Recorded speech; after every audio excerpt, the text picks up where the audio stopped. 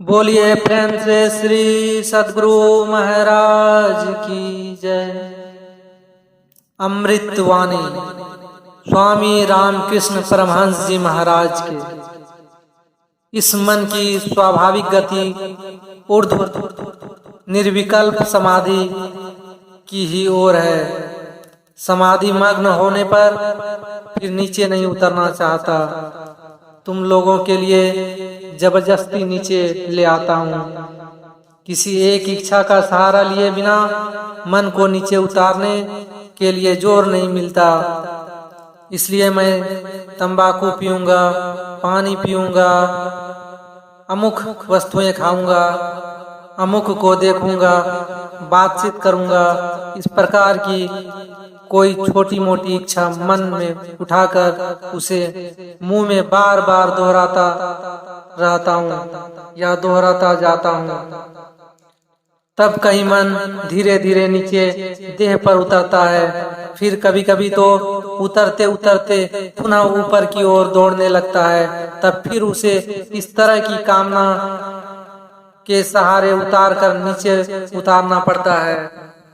ओम तत् सत मंत्र में से केवल तत् का उच्चारण करते ही श्री राम कृष्ण उच्च निर्विकल्प समाधि की अवस्था में पहुंच जाते थे।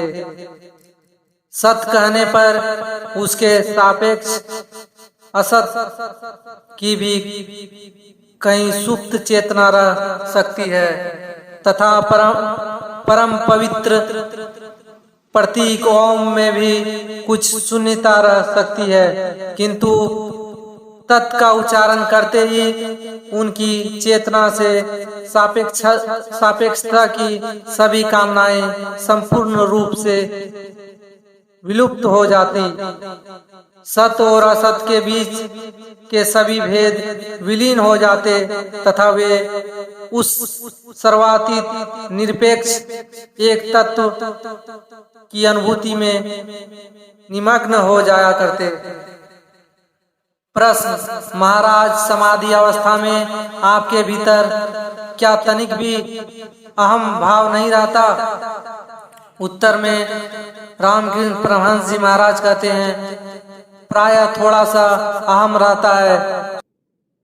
सोने के कण को सोने के टुकड़े पर कितना भी क्यों न रगड़ो, उसका कुछ अंश बच ही जाता है। मेरा ब्रह्म ज्ञान चला जाता है, किंतु प्रायः वे ईश्वर मुझ में किंचित अहम रख देते हैं अपने साथ विलास करने के लिए। मैं तुम के रहने पर ही प्रेम का आस्वादन होना संभव है।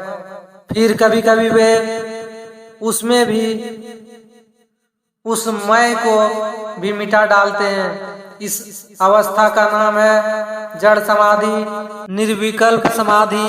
उस अवस्था में क्या होता है मुंह से बताया नहीं जा सकता। नमक का एक पुतला समुद्र की गहराई नापने गया था। जो ही वह जल में उतरा त्यों ही उसमें घुल गया, तदा काराकारित बन गया।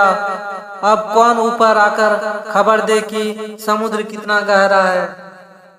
रामकृष्ण परमहंस जी से पूछा गया, क्या आप ईश्वर में विश्वास रखते हैं? श्री रामकृष्ण ने कहा, हाँ। क्या आप ईश्वर के अस्तित्व को प्रमाणित कर सकते हैं? उन्होंने उत्तर दिया, हाँ।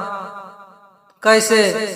क्योंकि मैं जिस प्रकार तुम्हें देख रहा हूँ उसी प्रकार, बल्कि उससे भी कई गुना अधिक स्पष्ट रूप से ईश्वर को देखता हूँ।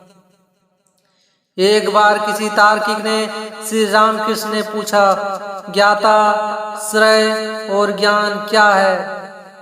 श्री रामकृष्ण ने उत्तर दिया, भाई, मैं ये सारी पांडित्य की बातें नहीं जानता, केवल अपनी अंतरात्मा और अपनी ब्रह्ममयी माँ को जानता हूँ।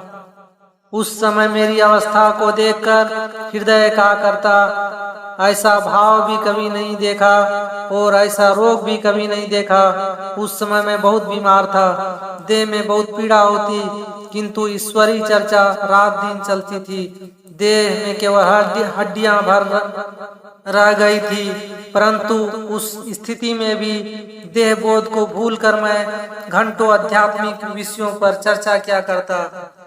मैं जगदम्बा से इस प्रकार प्रार्थना किया करता, हे माँ आनंदमयी मुझे दर्शन दे। कभी कभी मैं इस प्रकार प्रार्थना करता, हे दीनानाथ, हे दीन बंधो, मैं तुम्हारे जगत के बाहर नहीं हूँ। प्रभु मुझ में ना ज्ञान है, ना भक्ति, ना साधन भजन, मैं कुछ भी नहीं जानता। हे प्रभु अपनी अहेतुक करुणा से तुम मुझे दर्शन दो।